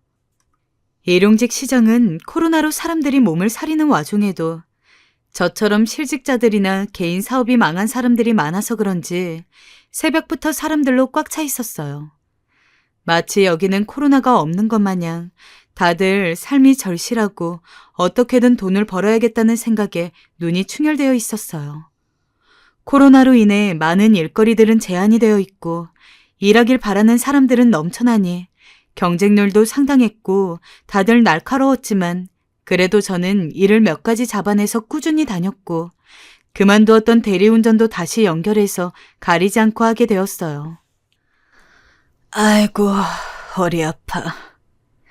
여보, 힘들 텐데 우리 가족 먹여 살리겠다고 애써줘서 늘 고마워요. 그래도 쉬엄쉬엄 쉬어가면서 해도 되니까 마음 편하게 먹어요. 몸이 나만하질 않았으나 열심히 이렇게 뒤에서 지지해주는 아내도 있고 아주 조금씩이라도 빚을 상환하고 생활비를 보탤 수 있게 되었으니 조금은 살 것 같더군요. 그렇게 열심히 일을 하고 있는데 어느 날 제 앞에서 또다시 이해할 수 없는 일이 일어나고 말았어요. 왜 한 가지가 안정이 되려고 하면 다른 것이 고개를 드는 건지, 그리고 하필이면 내가 제일 살면서 경험하고 싶지 않았던, 상상도 못 해봤던 최악의 상황 속으로 들어가게 되는 걸까요? 저의 모든 희망이자 빛인 아내가 어느 날인가부터 조금씩 이상해졌다는 것이 핵심입니다. 앞에서도 언급을 했지만 제 아내는 한 번도 저를 이런 부분으로 신경 쓰게 한 적이 없고 언제나 저를 지지해주던 천사 같은 사람이었는데 묘하게 행방을 알 수 없는 부분들이 자꾸 발생하는 것이었습니다. 그날은 비가 무척 많이 와서 제가 일용직 일을 중간에 그만해야 했고 갑자기 뭔가 메꿀 수도 없어서 그냥 집으로 돌아왔어요. 어린이집을 일주일에 한두 번씩은 보내던 때라서 당연히 그날도 애기들은 어린이집을 갔고 아내는 집에 당연히 있을 터인데 아무리 주변을 둘러봐도 없는 것입니다. 여보, 어디 갔어? 아내에게 전화를 했더니 나 잠깐 친구 만나러 나와 있어요. 하더라고요. 그날은 그냥 그런가 보다 했어요. 그런데 며칠 지나 몸이 안 좋아 다시 오전 중에 집에 들어왔는데 여전히 아내가 그 시간에 집에 없었습니다. 누구라도 만나러 갔겠거니 했는데 좀 자고 일어나니까 아내가 돌아왔더군요. 당신 어디 갔었어? 언제 왔어? 나 진주네 잠깐 다녀왔어요. 당신도 알잖아, 조려원 때 친구. 별 생각 없이 돌아서려던 차, 저 진주라는 친구가 둘째를 임신해서 지방에 있는 친정으로 간다던 게 생각났어요. 아주 간절히 원하다가 생겼다고 들었고 지나가다 얼핏 들었지만 기억은 나더라고요. 진주씨 친정으로 들어간 거 아니었어? 친정? 잠깐, 짐 가지러 왔나 봐. 짐? 이사 간다고 한 지 꽤 됐잖아. 무슨 짐이 아직도 있어? 평범한 대화였는데 아내는 왠지 모르게 안절부절 못하고 답을 하면 할수록 자꾸 의문점만 남기는 상황으로 말이 돌더군요. 이해가 좀 안 갔지만 저도 피곤했기 때문에 그냥 좀 더 잤어요. 그런데 이후로 점점 확진자 숫자도 늘고 왔다 갔다 하다 보니 일용직도 불안해지고 대리운전 비율을 늘리기도 힘든 상황이라 저는 오전에 다시 집으로 터덜터덜 돌아오게 될 때가 있었어요. 허나 그때마다 집에 아내가 없는 것이었어요. 어린이집에 못 보내겠다더니 아이들도 없고 아내도 안 보이더군요. 이상해서 전화를 했는데 아내 반응은 더 일반적이지 않았어요. 뭐? 당신 왜 벌써 왔어? 일이 없어서 그냥 왔는데 애들은? 애들 엄마네 잠깐 맡겼어. 당신도 장모님 댁이야? 내가 애들 데리러 갈게. 그랬더니 아내가 크게 당황하면서 막는 게 아니겠어요? 아니야, 내가 이따 데리고 들어갈게. 나 잠깐 나와 있어. 어딘데? 아내는 도통 시원하게 말을 못하고 자꾸 떠듬떠듬 헤매더군요. 얼마 안 되어 아내가 헐레벌떡 집으로 뛰어들어온 게 아니겠어요? 이날의 반응이 좀 황당하던 차에 아내의 모습이 평소와 다르다는 것이 느껴져서 저도 모르게 한참을 뚫어져라 보았어요. 평소 맨 얼굴에 옷도 헐렁한 옷들만 입고 있던 아내가 화장을 제대로 하고 완연한 외출복 차림을 하고 있더군요. 아무래도 저런 상태로 장모님 댁에 갈 리는 없는데 좀 신경이 쓰였습니다. 애들은 분명히 처가댁에 있다 온 게 맞긴 했지만 아내는 다른 곳에 가 있었던 것 같은 느낌이 들었고 수년간 살아오면서 늘상 수수한 모습을 하고 있던 아내가 저렇게 공들여 꾸민 모습을 보니까 조금은 낯설게 느껴졌어요. 요 얼마간의 일도 좀 시원스럽지 않았는데 좀 이상하다 싶어서 다시 묻게 되었어요.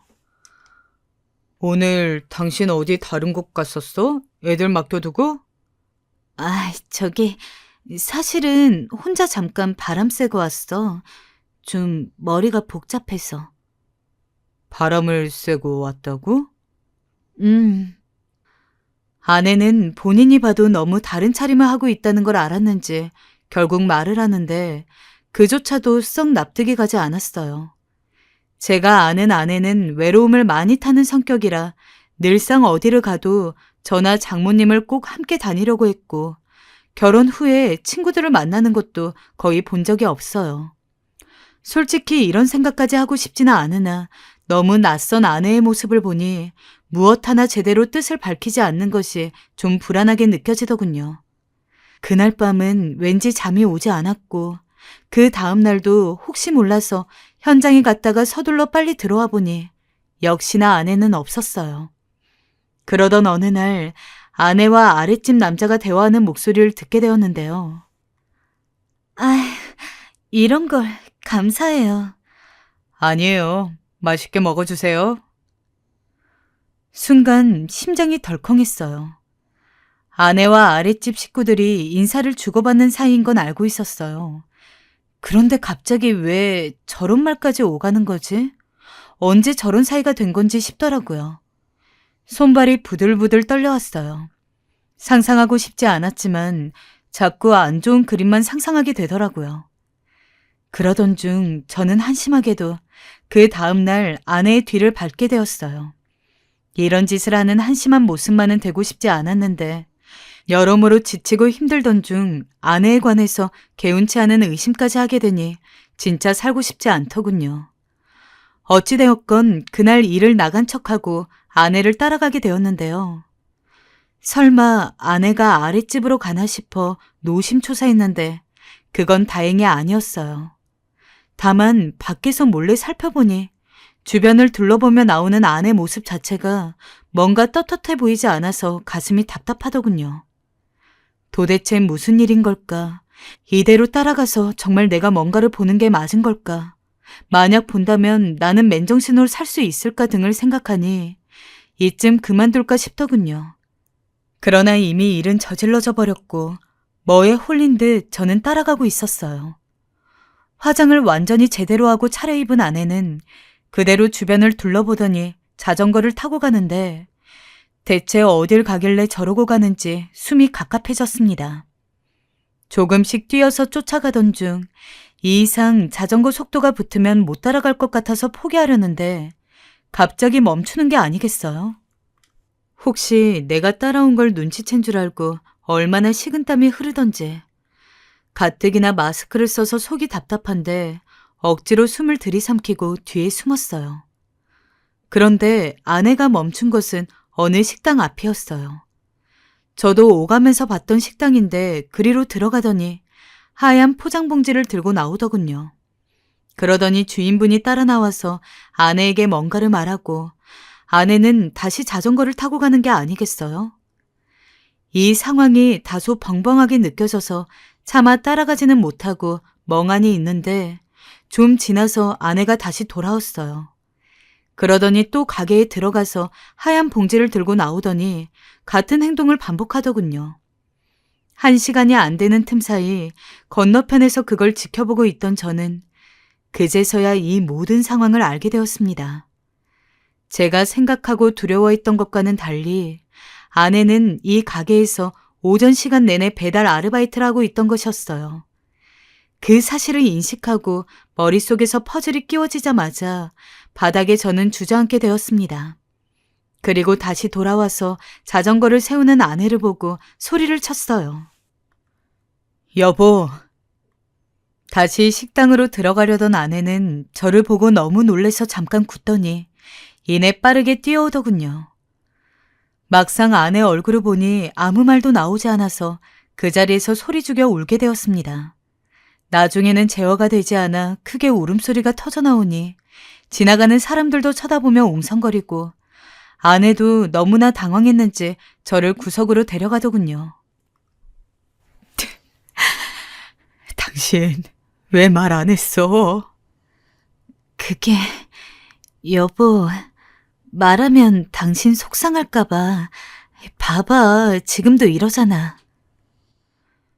도대체 아내는 왜 저 같은 남자를 만나서 이렇게 고생을 하는 건지. 조금이라도 화장을 하면 다른 남자들이 훔쳐볼까 불안할 정도로 예쁜 얼굴에 마음도 착한 이런 여자가 나 때문에 애 둘을 낳고 홀로 배달 아르바이트까지 하면서 비밀로 하고 있었다니요. 아내를 이렇게까지 고생을 시키고 있는 내 자신이 한심하게 그지없어 견딜 수가 없었습니다. 아내는 또 그런 제 모습을 눈치챘는지 끌어안고 한참을 달래는 게 아니겠어요. 나 일 시작한 지 이제 3개월 됐어요. 당신 끝까지 모르게 할 생각이었는데 결국 틀렸네요. 근데 오랜만에 일하니까 재미도 있고 좋아. 또 최근에 화장을 하고 제대로 차려입은 건 아무래도 너무 허술하게 하고 다니면서 일을 하기는 눈치가 보여서 나름 신경을 쓴 거예요. 애 낳고 나도 경력 단절이 되다 보니 오랜만에 직업이 생긴 거라 제대로 일하고 싶더라고요. 남들은 배달 아르바이트 하면서 뭔 화장을 하고 신경을 쓰냐고 하겠지만 말이에요. 그 말을 듣고 있으니 더 서글퍼져서 눈물이 앞을 가리더군요. 여보, 우리 같이 책임져요. 당신만 돈 버는 사람이 아니잖아요. 나도 돈 벌 수 있는 사람이에요. 그리고 하면서 나름의 성취감도 느끼고 있으니까 그저 응원만 해줘요. 알겠죠? 전 아무 말도 하지 못하고 눈물을 떨구었어요. 그날 저녁은 아내를 위해 아내가 좋아하는 횟감들을 샀고 한잔하면서 오랜만에 많은 이야기들을 했습니다. 이렇게 예쁘고 고왔던 당신이 나 만나서 고생만 하며 살아온 것 같아. 미안해서 어쩌면 좋을지 모르겠어. 하지만 똑같은 말을 하며 연신 우는 저에게 아내 역시 똑같은 말만 할 뿐이었습니다. 나는 당신만 있으면 된다고요. 그러던 어느 날 장모님이 들이닥치게 되면서 저는 다시 죄인이 되고야 말았어요.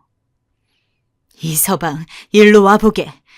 자네, 내가 말 안 하려고 했는데 말이야. 아니 도대체 생각이 있나 없나? 우리 애를 배달 아르바이트를 하게? 장모님 오셨어요? 장모님은 집에 들어오자마자 삿대질부터 하시며 절 엄하게 꾸지람하셨어요. 나는 말이야, 우리 귀한 딸 자네한테 보낼 땐 정말 손에 물 한 방울 안 묻히고 살 줄 알았네.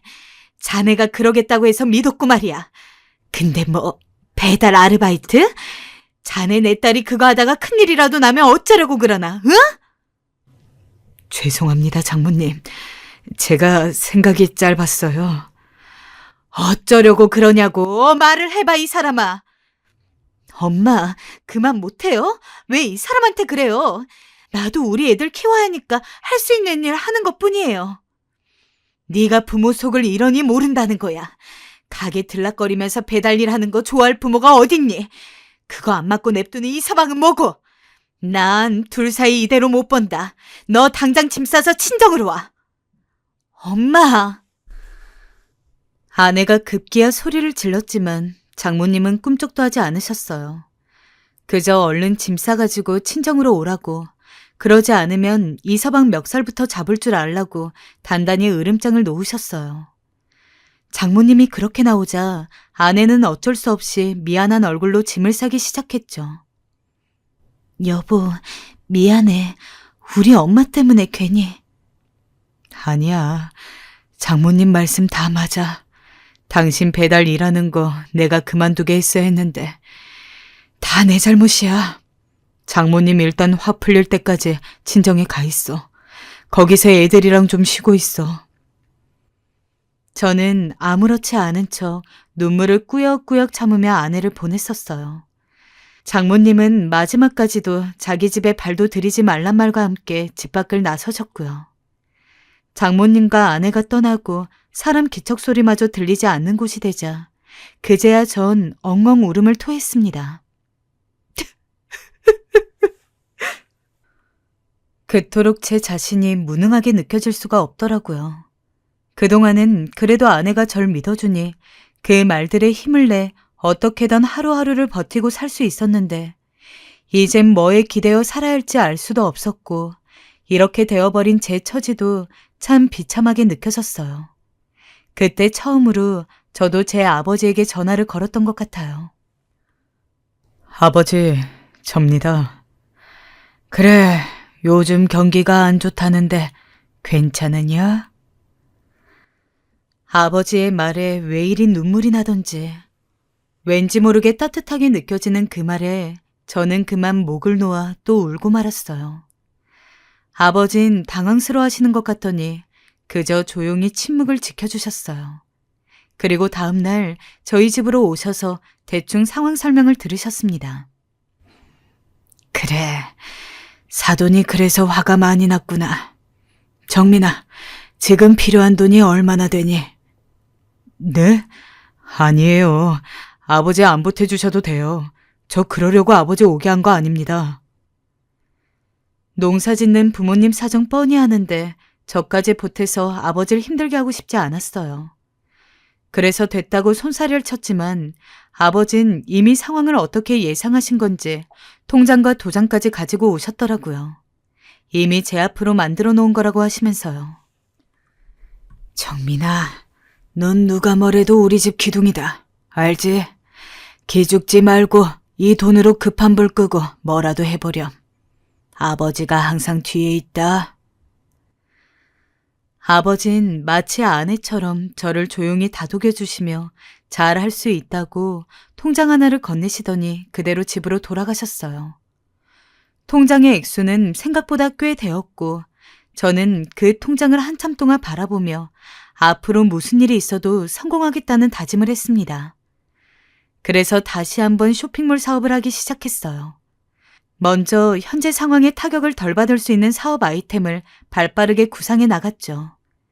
이미 몇 번 해보았던 터라 진행하는 건 어렵지 않았지만 제가 성공해야 아내를 집으로 데려올 수 있다는 생각에 정말 목숨 걸고 일을 했던 것 같아요.